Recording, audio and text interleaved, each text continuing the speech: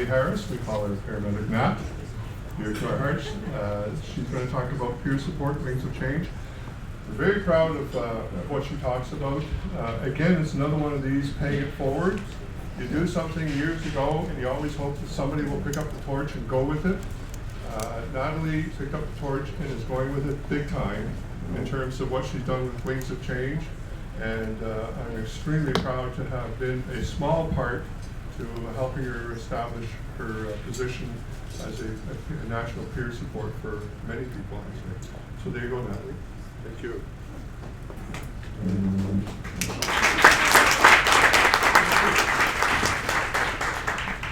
Thank you so much. It's really my honor to be here. I'm so happy to be with Badge of Life again. This is my second conference presenting with them, and like I said, it's truly my honor to be here. And I'm going to tell you a little bit more about the involvement that Sid had in Wings of Change as we go along with the presentation. So just briefly, I was diagnosed with post-traumatic stress disorder in 2014. And I'm not going to lie, today's a weird day for me. I am feeling really triggered, but I will get through this. That's what I do. And it was after a call that I did in 2012 at a travel lodge in Barrie, Ontario. There was 2 women that were murdered, and it was a part of a satanic cult. It was a very brutal murder, and the murderer was my patient. So 2 years later, I had to go to trial and testify, and all my symptoms started to emerge, and my life spiraled right out of control. I didn't know at first. My family started to really notice changes in me. I started drinking heavily, using my prescription medications, abusing them, and finally, I had a serious suicide attempt that I am grateful to this day for the fact that I didn't die and that it led me to Homewood. So I went to Homewood for 7 weeks for their inpatient PTSD and addictions program. And when I was there, I was introduced to peer support. And it was the first time in my entire life that I felt that I wasn't alone. I was hiding even my own emotions from myself for years. I hid them usually with alcohol and drugs. And finally, it just wasn't working anymore. So that was when suicide became my only other option in my mind at that time. But when I went to Homewood, I was among other uniformed professionals and healthcare providers, doctors, nurses, etc., that basically told the same story as me. And I would go into the room and I would know it was a group assembly that we were in, and my anxiety started to kind of go away every time I went, because I just felt I don't need to prove anything to these people. I don't need to feel less than. I don't need to make myself seem like I'm okay when I'm not.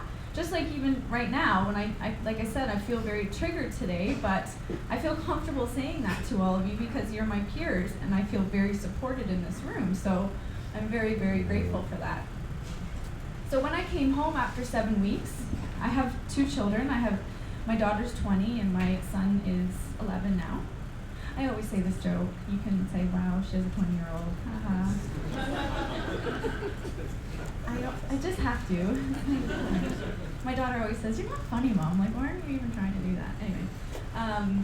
But when I came home, the one thing, I had a lot of support from family and friends and my coworkers, but eventually it starts to dwindle a bit, and I felt very alone, and I reached out to some people that I knew, and I was connected with Sid, and I said, we really need to do something because I find there's no other peer support after I left Homewood available for me especially, and I wanted to continue my recovery. So there was also a paramedic in York Region. Her name's Dawn Heshka, and we had a conversation, and this was about 2 years ago now, and we said we really need to develop this peer support group, and it's for meetings.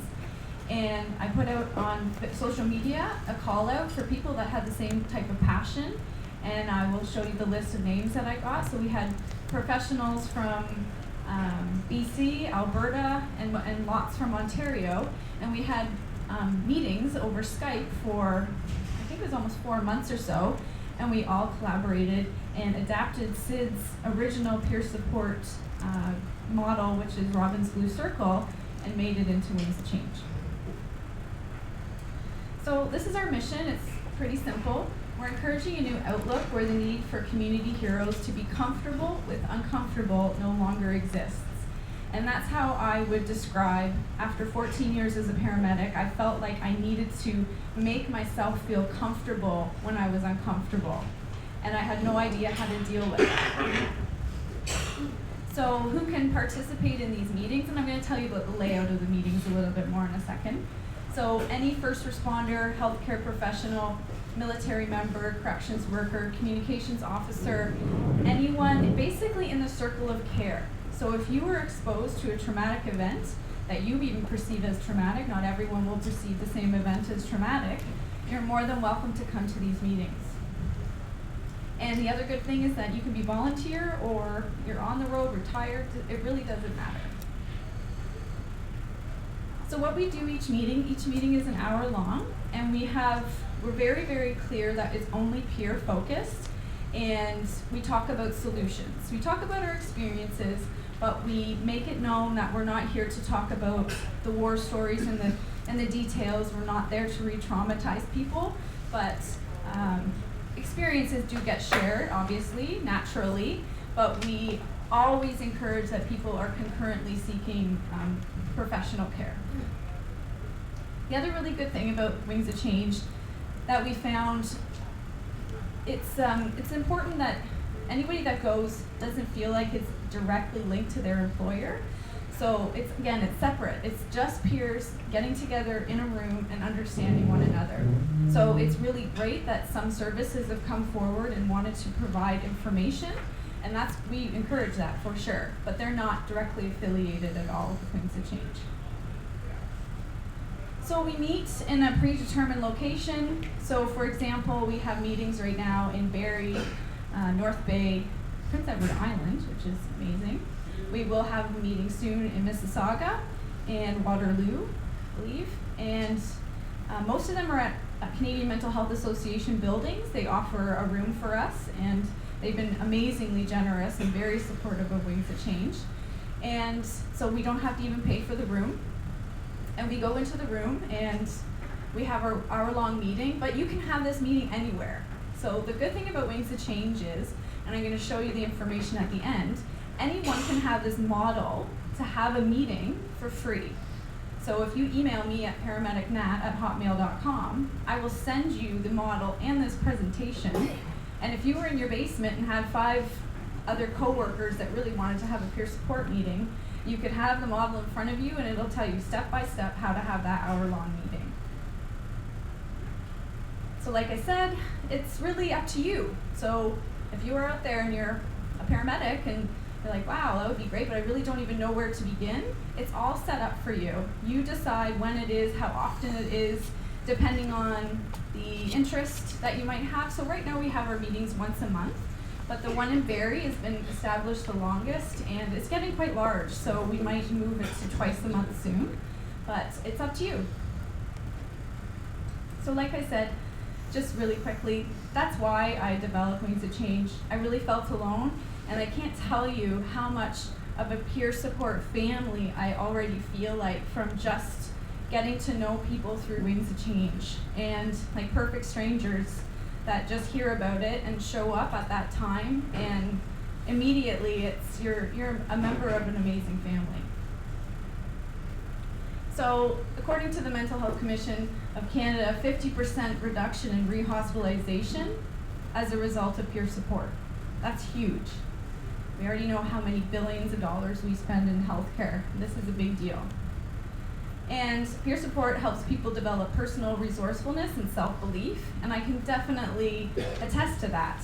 I didn't believe in myself. I didn't think I was worthy of anything. I didn't think I could provide help for anyone ever again as well.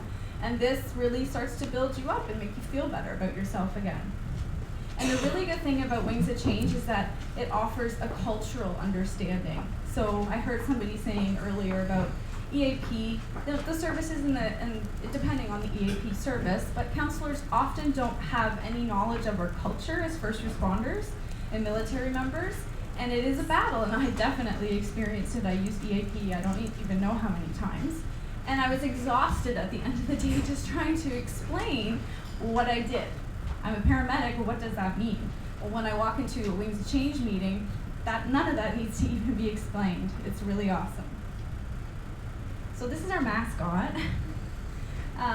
So with the focus group that I established, we all got together, like I said, and we came up with the owl to be our main logo. And it represents wisdom and strength. Majestic animal navigates through and experiences life in the darkness, and we really could relate to that. We felt like we were still living, but we were really in the dark, and we needed some guidance and something that was strong enough for us to be guided with. So here are a first list of my focus group members. So you can see there's paramedics, police officer, nurse, communications officer. It goes on and on. So it's a wide variety of people that came together and it was really our first peer support group. This is how Wings of Change started. And this is the rest of the list. So like I said earlier at the very beginning of the meeting, it's only peer focused. And we really reiterate this every meeting. We have certain readings that we do at the beginning before we talk about certain topics. But we make sure that people know that it's only facilitated by peers. There are no